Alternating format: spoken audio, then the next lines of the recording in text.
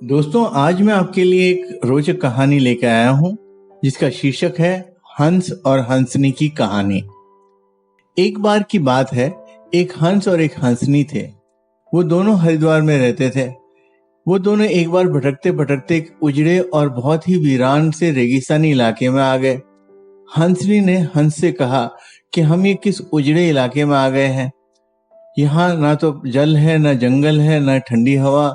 या तो हमारा जीना मुश्किल हो जाएगा। हंस और हंसनी को भटकते हुए शाम हो गई तो हंस ने हंसनी से कहा कि आज की रात हम किसी तरह काट लेते हैं, सुबह होते ही हरिद्वार वापस लौट चलेंगे। रात हुई तो देखा कि जिस पेड़ के नीचे हंस और हंसनी रुके थे उसी पेड़ पर एक उल्लू बैठा था और वह जोर से चिल्लाने लगा। हंसनी ने हंस से कहा, अरे ये उल्लू के चिल्लाने की वजह से तो यहाँ रात में सो भी नहीं सकते हैं। हंस ने हंसनी को समझाया कि किसी तरह रात काट लो, मुझे अब समझ में आ गया कि इलाका वीरान क्यों है।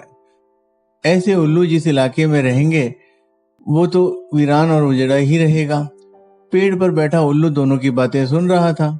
सुबह हुई, उल्लू नीचे आया। उसने कहा, हंस भाई, मेरी वजह से आपको रात में तकलीफ हुई, मुझे माफ कर दो। हंस ने कहा, कोई बात नहीं भैया, आपका धन्यवाद। ये कहकर जैसे ही हंस अपने हंसनी को लेकर आगे बढ़ा, पीछे से उल्लू चिल्लाया, अरे हंस, मेरी पत्नी को लेकर कहाँ जा रहे हो? हंस चौंका। उसने कहा, आपकी पत्नी?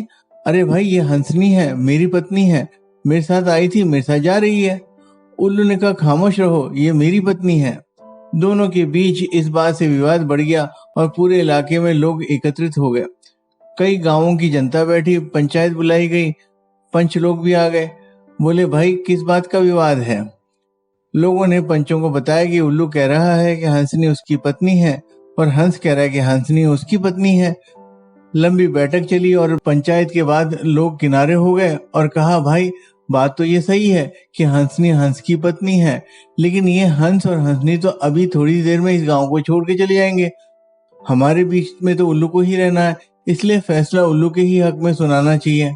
फिर पंचों ने अपना फैसला सुनाया और कहा कि सारे तथ्यों और सबूतों की जांच करने के बाद ये पंचायत इस नतीजे पर पहुंची है कि हंसनी उल्लू की ही पत्नी है और हंस को तत्काल गांव छोड़ने का हुक्म दिया जाता है। ये बात सुनते ही हंस हैरान हो गया और रोने, चीखने और चिल्लाने लगा कि पंचायत ने गलत फैसला सुनाया है, उल्लू ने मेरी पत्नी ले ली। रोते चीखते जब वह आगे बढ़ा तो उल्लू ने आकर आवाज लगाई, ए मित्र हंस, रुको।